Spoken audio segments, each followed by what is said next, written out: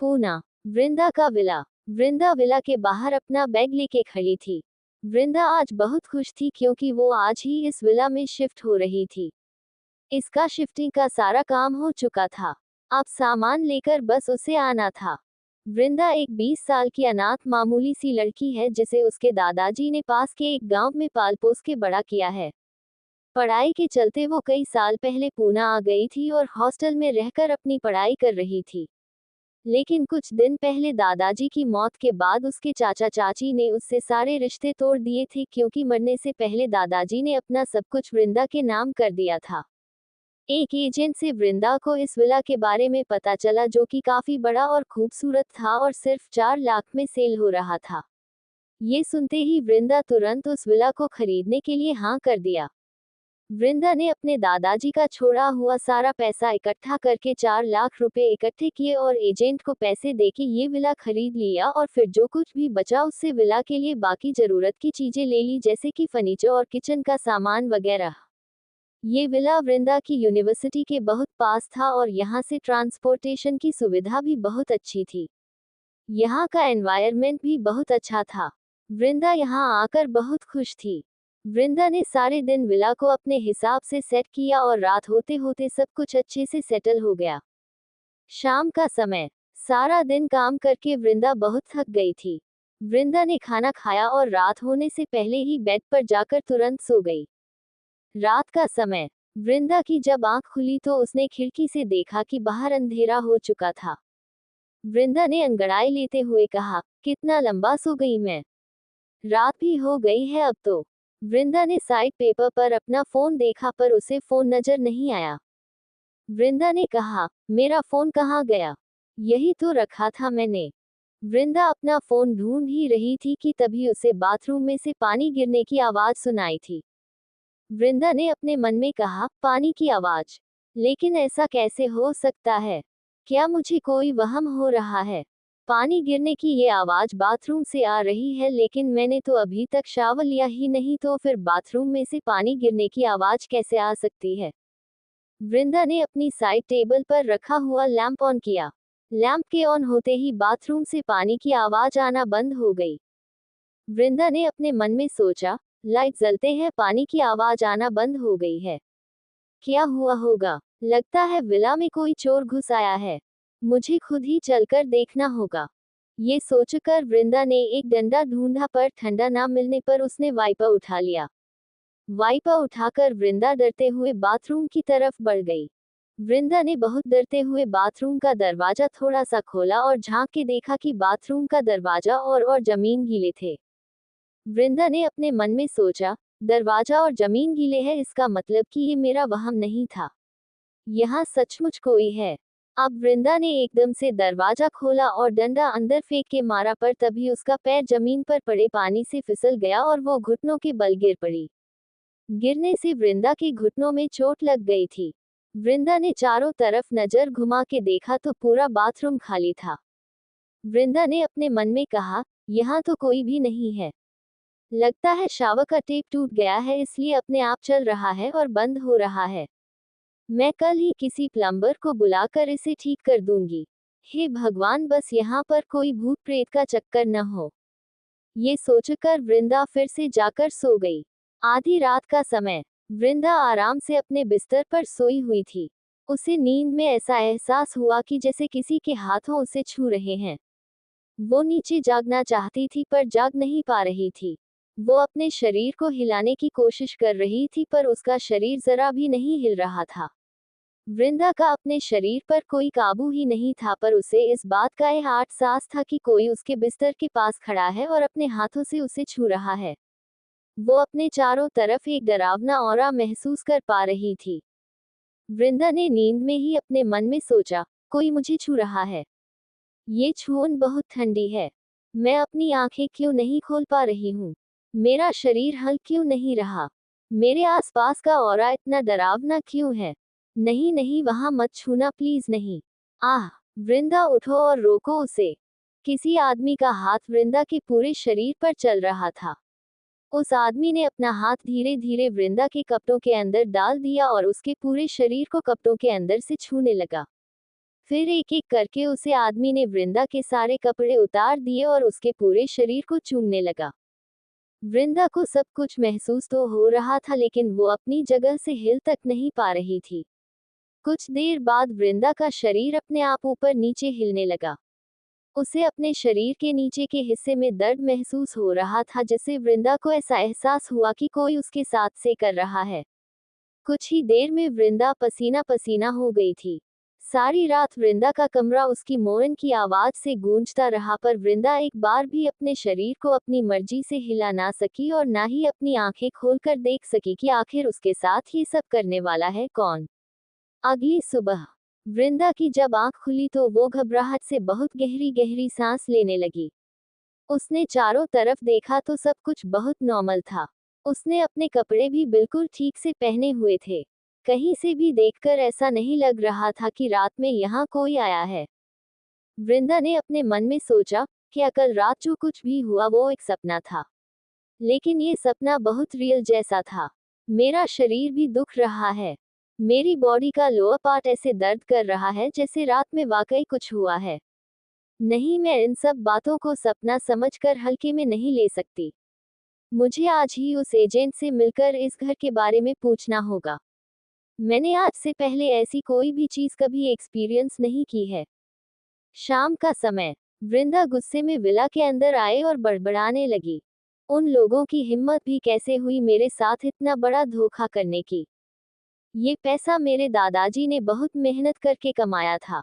अपने आखिरी टाइम में उन्होंने मेरे पास सिर्फ यही तो छोड़ा था। मैं इन लोगों से अपना हिसाब बराबर करके रहूंगी। मैंने आज ही एजेंट को फोन किया तो पता चल कि अब वो नंबर एग्जिस्ट ही नहीं करता है।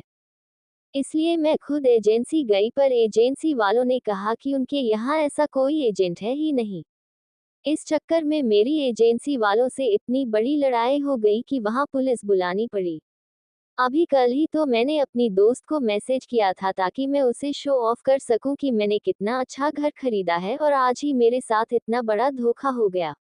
बहुत गुस्सा आ रहा है मुझे। गुस्से की वजह से भूख भी लगने लगी है। किचन में जाकर देखती हूँ कुछ खाने को मिल जाए तो। ये कहकर वृंदा किचन की तरफ बढ़ने लगी, पर तभी उसे दोबारा से शावर की आवाज सुनाई दी। वृंदा ने गुस्से में अपने मन में सोचा, ऊपर के बाथरूम से फिर से पानी गिरने की आवाज आ रही है। आज सुबह ही तो मैंने प्लम्बर बुलाकर सब ठीक कराया था। अब तो मुझे जाकर देखना ही पड़ेगा कि आखिर ये है कौन। ये जो भी है आज मेरे हाथों से बचाने वाला नहीं है। ये सोचकर वृंदा सीढ़ियों की तरफ बढ़ी, लेकिन तभी अचानक उसे पीछे से टीवी की आवाज सुनाई दी। उसने देखा कि टीवी अपने आप ऑन हो गई। टीवी पर अपने आप ही चैनल बदलने लगे थे। ये देखकर वृंदा थोड़ी घबरा गई। वृंदा कुछ समझ पाती उससे पहले ही लॉबी में लगा झूमर टूटकर नीचे गिर गया और वहां अंधेरा हो गया। अब तो डर के मारे वृंदा की हालत खराब हो गई थी। वो रोकर चिल्लाते हुए दरवाजे की तरफ भागी, आह है, यहाँ पर भूत है, बचाओ, यहाँ पर भूत है। ऐसे चिल्लाते हुए वृंदा से बाहर निकल गई। रात का समय, सड़क, वृंदा की वापस विला में जाने की हिम्मत नहीं हो रही थी। वो शाम से यूं ही सड़कों पर घूम रही थी। अभी सड़कों पर बहुत चहल पहल थी, लेकिन वृंदा को चिंता होने लगी थी कि वो रात में कहाँ जाएगी, क्योंकि वो सारी रात तो सड़कों पर नहीं गुजार सकती थी। वृंदा ने आसपास के लोगों से पता किया था कि इस मामले से कैसे निपटा जाए। वृंदा ने अपने मन में सोचा, आखिर अब मैं करूं तो क्या करूं। सारी रात इस तरह सड़कों पर तो नहीं गुजार सकती हूं ना। लेकिन जाऊं भी तो कहाँ जाऊं, मेरे पास कोई जगह नहीं है जहां मैं जा सकूं। गर्ल्स हॉस्टल मैंने पूरी तरह छोड़ दिया है, वहां नहीं जा सकती हूँ। होटल में रहने के लिए पैसे नहीं है मेरे पास। यहाँ के लोगों का कहना है कि पास में ही एक गरीब सी बस्ती है जहाँ एक अंधा तांत्रिक रहता है। वो इन भूत प्रेतों को भगाने में एक्सपर्ट है। लेकिन क्या ऐसे तांत्रिकों पर भरोसा करना सही रहेगा? क्या मुझे उसके पास जाना चाहिए? मेरे पास कोई और रास्ता भी तो नहीं है। मुझे जाना ही होगा। ये सोचकर वृंदा लोगों के बताए हुए एड्रेस पर तांत्रिक को ढूंढने निकल गई। रास्ते में वृंदा पुरानी बातों के बारे में सोचने लगी। जब वृंदा बहुत छोटी थी तब उसे अक्सर अपने सपनों में एक आदमी नजर आता था जिनकी शक्ल वो कभी साफ देख नहीं पाती थी।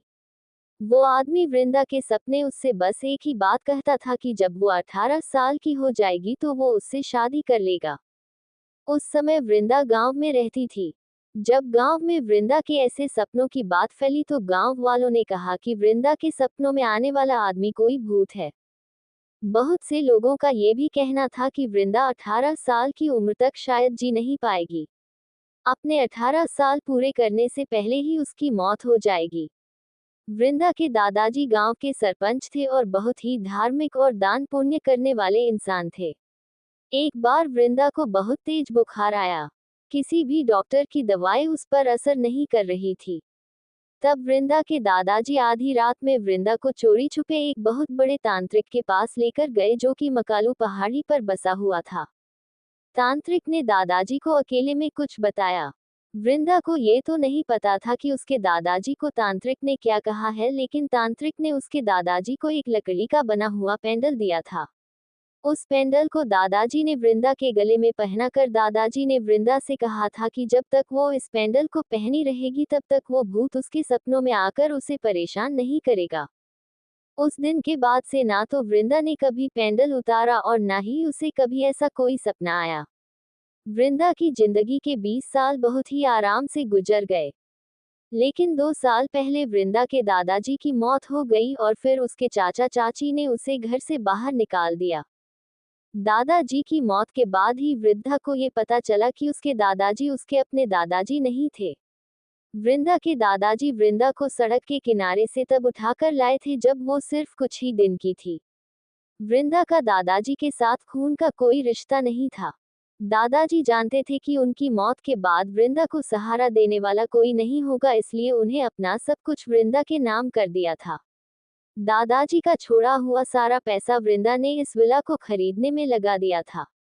आप वृंदा के पास उस घर में रहने के अलावा और कोई ऑप्शन नहीं था। इसलिए वो भूत की बात सोचकर इतनी ज्यादा दुखी थी। वृंदा उस जगह पहुंची जहां अंधे तांत्रिक का घर था, लेकिन वृंदा को अभी तक अंधे तांत्रिक का घर नहीं मिला था। तभी एक लड़का वृंदा के सामने आकर रुका। उस लड़के ने एक हुडी पहना हुआ था और देखने में वो काफी हैंडसम था। उस लड़के ने वृंदा से कहा, हे तुम्हारे माथे पर चिताओं की रेखा साफ नजर आ रही है। तुम्हारी आंखें भी ब्लैंक है और तुम बहुत परेशान दिख रही हो। क्या तुम्हारी जिंदगी में तुम्हारे साथ कुछ गलत हो रहा है? वृंदा ने अपने मन में सोचा, कौन है ये लड़का और इसे ये बात कैसे पता चली? उस लड़के ने वृंदा को देखकर कहा, मेरे पूर्वजों ने एक ज्योतिष की किताब छोड़ी थी जो बरसों से हमारे खानदान के पास है। उसी किताब की वजह से मुझे सब पता है। तुम्हें परेशान करने वाले भूत की समस्या को दूर करने के लिए तुम्हें मुझे 2000 रुपए दे रहे होंगे। वृंदा ने अपने मन में गुस्से में सोचा, वेल ये एक फ्रॉड है। वृंदा ये सोचकर उसे इग्नोर करते हुए तुरंत आगे बढ़ गई। ये देखकर पहले तो उस लड़के का मुंह हैरानी से खुला रह गया, लेकिन फिर उसने वृंदा के पीछे आते हुए कहा, मेरा विश्वास करो लड़की, मैं भूत को पकड़ सकता हूँ। और मैं ये भी बता सकता हूँ कि तुम्हारे घर में एक भूत है जो तुम्हें परेशान कर रहा है। वृंदा रुकी और पीछे घूमकर उससे पूछा, तुम ये बात कैसे जानते हो? उस लड़के ने वृंदा को देखकर कहा, मैं घोस्ट आइज के साथ ही पैदा हुआ था। मैं यहाँ खड़े खड़े ये देख सकता हूँ कि तुमने कल ही एक नए घर में शिफ्ट किया है, लेकिन तुम्हारे उस नए घर में कुछ गड़बड़ है। तुम्हारे घर में एक भूत है और वो अभी भी वहीं पर है, इसलिए तुम उसके डर की वजह से अपनी स्लीपर चेंज किया बगैर ही भाग आई। उस लड़के के कहने पर वृंदा ने अपने स्लीपर की तरफ देखा तो पाया कि वो अपने घर की स्लीपर में ही भाग आई थी। वृंदा ने उस लड़के को देखकर कहा, क्या मैं वाकई तुम पर भरोसा कर सकती हूँ?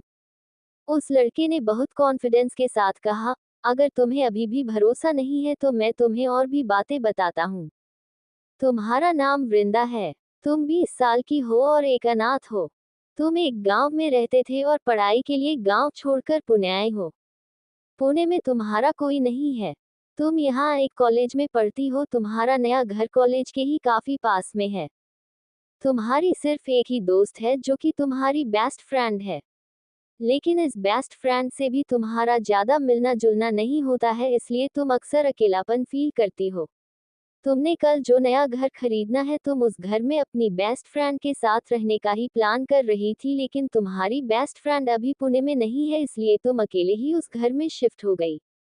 लेकिन तुमने कभी ये नहीं सोचा था कि उस घर में शिफ्ट होने के पहले ही दिन तुम्हें खुद पर एक भूत की छुअन महसूस होगी। वृंदा ने अपने मन में सोचा, क्या ये लड़का कोई जासूस है? इसकी कही हुई हर बात सच है। मैंने सचमुच उस घर में अपनी बेस्ट फ्रेंड प्रियंका के साथ रहने का प्लान किया था। हम दोनों बचपन से बेस्ट फ्रेंड्स हैं, लेकिन फिर भी हम एक महीने में 3 बार से ज्यादा नहीं मिलते। वृंदा ये सब सो ही रही थी कि तभी एक आदमी की आवाज आई, बेटा इस लड़के की बातों में मत आना। ये लड़का एक ठग है, इसकी बातों पर विश्वास नहीं किया जा सकता है। इसने बहुत सारी लड़कियों से पहले भी इसी तरह पैसे ठगे हैं। कुछ लड़कियों के संग तो इसने धोखे से भी किया है और अंत में लड़कियों को कुछ हासिल नहीं हुआ। वृंदा ने ये सब कहने वाले आदमी की तरफ देखा तो वहां एक बूढ़ा सा आदमी था जिसने आंखों पर काला चश्मा पहना था और हाथों में लाठी पकड़ी हुई थी। अपने हुलिये से वो एक तांत्रिक लग रहा था। वृंदा समझ गई कि यही वो आधा तांत्रिक है जिसे ढूंढते हुए वृंदा यहाँ तक आई थी। अंधे तांत्रिक ने दुखी होते हुए आगे कहा, जानती हो यहाँ लोग मुझे ढूंढते हुए आते हैं और इस लड़के जैसे फ्रॉड उन लोगों को बीच रास्ते में ही बेवकूफ बना के ठग लेते हैं। इसलिए ये लोग जानबूझकर मेरे घर के आसपास के एरिया में ही घूमते रहते हैं। मैं अंधा हूँ ना, इस वजह से लोग आराम से धोखाधड़ी करते हैं। इससे भी बुरी बात तो ये है कि इस जैसे कुछ लोगों ने तो मेरा हुलिया बनाकर लोगों के साथ बेईमानी की है। अनगिनत लोगों को ये लोग अब तक बेवकूफ बना चुके हैं। वृंदा ने उस लड़के को घूर कर देखते हुए सोचा, वैसे ये लड़का देखने से और अपने पहनावे से तांत्रिक या ज्योतिष तो नहीं लग रहा है। वृंदा ने अंधे तांत्रिक से कहा, थैंक यू सो मच बाबा। मैं तो लगभग इस लड़के से धोखा खा ही गई थी, लेकिन आपने मुझे बचा लिया। उस लड़के ने अंधे तांत्रिक को देखकर कहा, ओ हेलो, वो तुम हो जो लोगों के साथ धोखा करके उन्हें बेवकूफ बनाते हो। तुम अपने किए का इल्जाम मुझ पर कैसे लगा सकते हो? क्या तुम चाहते हो कि मैं तुम्हारे घटिया बिजनेस के बारे में इस लड़की को बता दूं? अंधे तांत्रिक ने पूरे एटीट्यूड के साथ कहा, मैंने कभी कोई गलत काम नहीं किया है। तुम मुझ पर झूठे इल्जाम मत लगाओ। तुम जैसे लोगों को तो जेल में होना चाहिए। उस लड़के ने कहा, ओके तो बुला लो पुलिस को। आज देख ही लेते हैं कि पुलिस किसे पकड़ती है, तुम्हें या मुझे। अंधे तांत्रिक ने गुस्से में कहा, ठीक है, मैं अभी पुलिस को बुलाता हूँ। ये कहकर अंधे तांत्रिक ने अपना फोन निकाला और नंबर डायल करने लगा। ये देखकर उस लड़के ने कहा, तुम तो अंधे हो ना, तो नंबर कैसे डायल कर सकते हो? अंधा तांत्रिक कुछ कहता उससे पहले ही वृंदा ने गुस्से में कहा, अच्छा ठीक है, अब तुम दोनों बहस करना बंद करो। तुम दोनों ही तांत्रिक हो ना, तो तुम दोनों मेरे साथ चलो। मेरे घर में बहुत सारी अजीब चीज हो रही है। आई होप कि तुम दोनों में से कोई तो कुछ पता करके उस भूत को पकड़ पाएगा। तुम दोनों में से जो भी उस भूत को पकड़कर मेरे घर से दूर भगाएगा, मैं उसे ही पैसे दूंगी। अंधे तांत्रिक ने मुंह बनाकर कहा, तुम चाहती हो कि मैं इस ठग के साथ मिलकर काम करूं? बिल्कुल भी नहीं, ये असंभव है। उस लड़के ने कहा, क्यों, तुम्हें डर लग रहा है कि तुम हार जाओगे? तुम्हें इस बात का डर है ना कि भूत को पकड़ना तो बहुत दूर की बात, तुम उसे देख तक नहीं पाओगे। तब अगर मैंने उस भूत को पकड़कर तुम्हारे सामने खत्म कर दिया तो तुम्हें बहुत ऑकवर्ड फील होगा, है ना? अंधे तांत्रिक ने गुस्से में कहा, तुम चैलेंज कर रहे हो मुझे? तो फिर ठीक है, चलो आज देख ही लेते कि कौन झूठा है और कौन सच्चा। वृंदा अंधे तांत्रिक और उस लड़के के संग टैक्सी में बैठी हुई थी। टैक्सी के अंदर बहुत साइलेंस था। वृंदा लड़के के साथ पीछे बैठी थी और अंधा तांत्रिक ड्राइवर के साथ आगे बैठा हुआ था। वृंदा ने साइलेंस तोड़ते हुए उस लड़के से पूछा, वैसे तुम्हारा नाम क्या है? उद्धरण चिन्ह।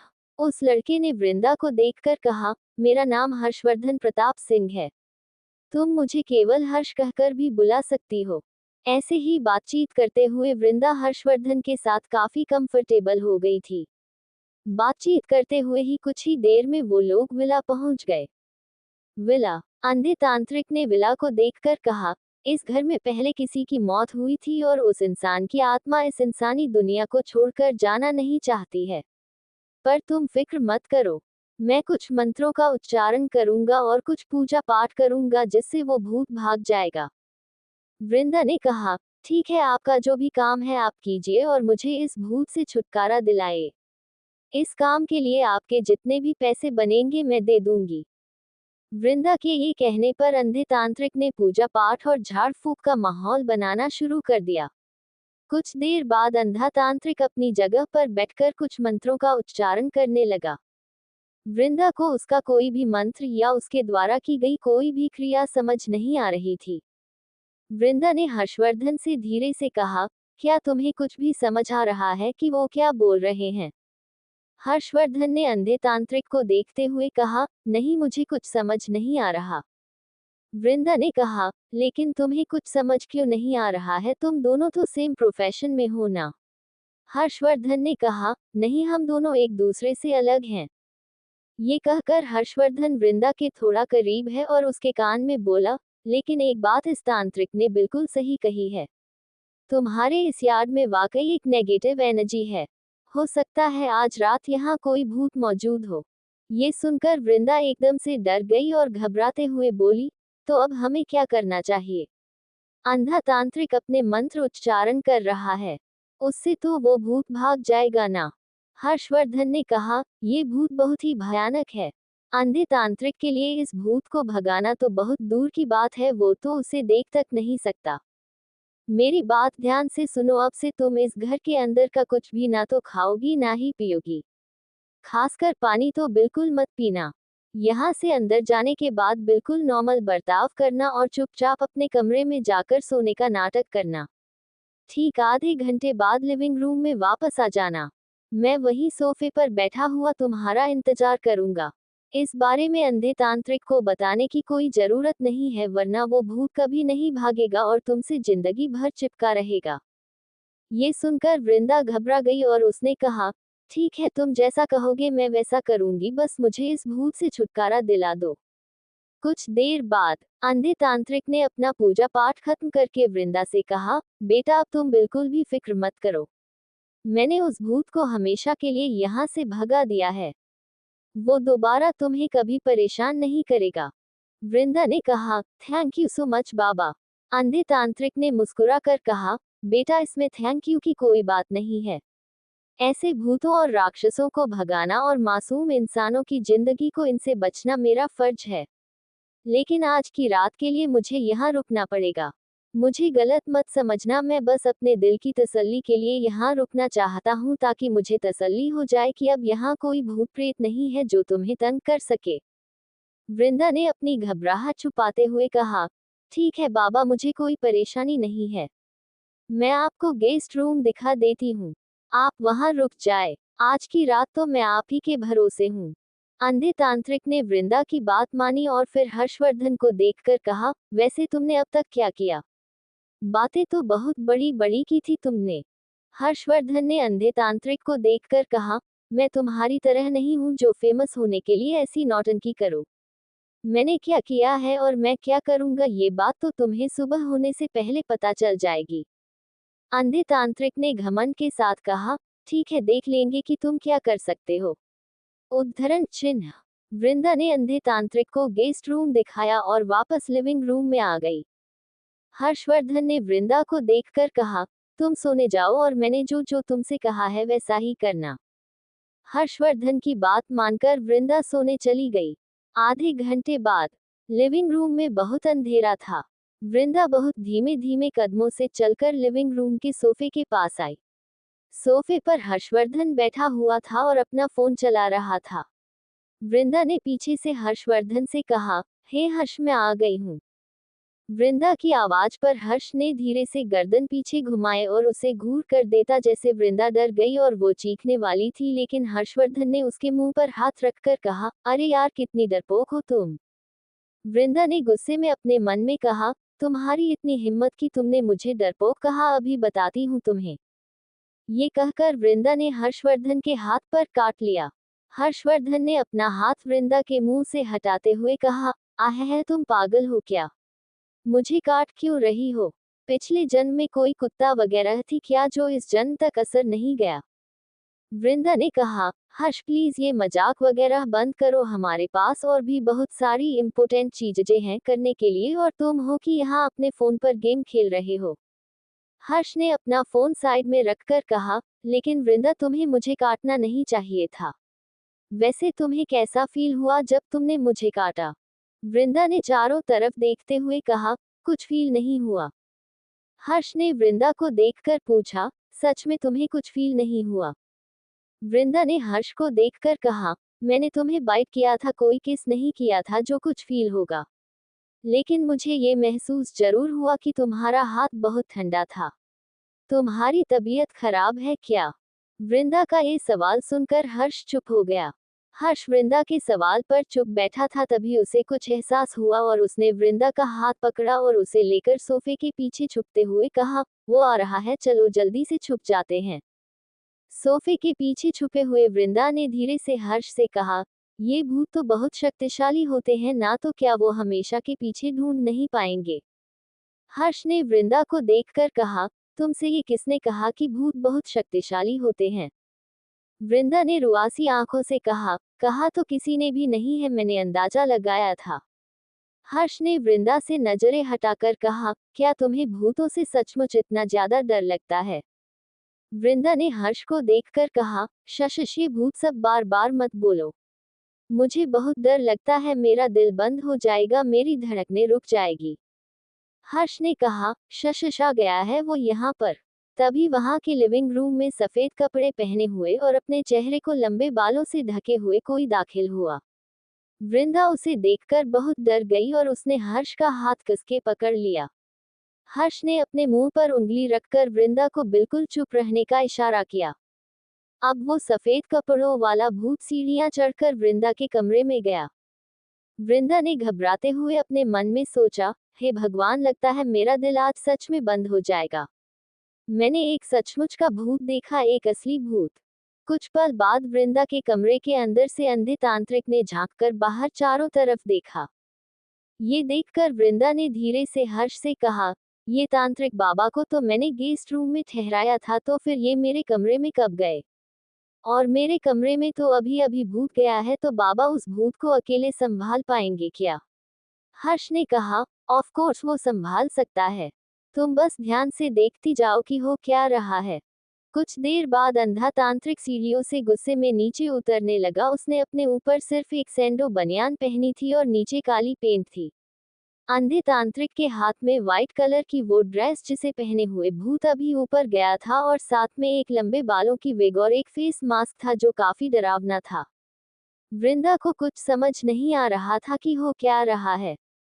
अंधे तांत्रिक ने नीचे आकर वो व्हाइट ड्रेस, विग और फेस मास्क नीचे जमीन पर गुस्से में फेंकते हुए कहा, वो लड़की अपने कमरे में से कहाँ चली गई? यह जरूर उस हर्षवर्धन का काम है, उसने ही मेरा सारा प्लान बर्बाद किया है। इतनी हॉट लड़की मिली थी, उसके साथ रात बिताने का इतना अच्छा मौका हाथ से चला गया। लगता है हर्षवर्धन उस लड़की को लेकर भाग गया। वृंदा को थोड़ी बहुत बातें समझ आने लगी थी, तभी उसने व्हाइट कलर का ड्रेस और फेस मास्क देखा और अपने मन में गुस्से में कहा, ये व्हाइट ड्रेस, ये विग, ये फेस मास्क, ये सारी चीजें मैंने एक मॉल में देखी थी। इसका मतलब ये है कि ये बाबा अब तक मुझे उल्लू बना रहा था।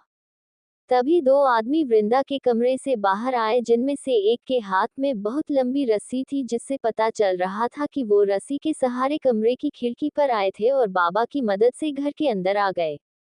उन आदमियों को देखकर वृंदा ने अपने मन में सोचा, ये आदमी तो वही एजेंट है जिसने मुझे ये घर खरीदने का ऑफर दिया था, और दूसरा आदमी वो है जिसने मुझे अंधे तांत्रिक के बारे में बताया था। इसका मतलब कि ये लोग मिले हुए हैं। इन तीनों ने मिलकर मुझे फंसाया है। उन आदमियों में से एक ने कहा, ऐसा हो ही नहीं सकता है।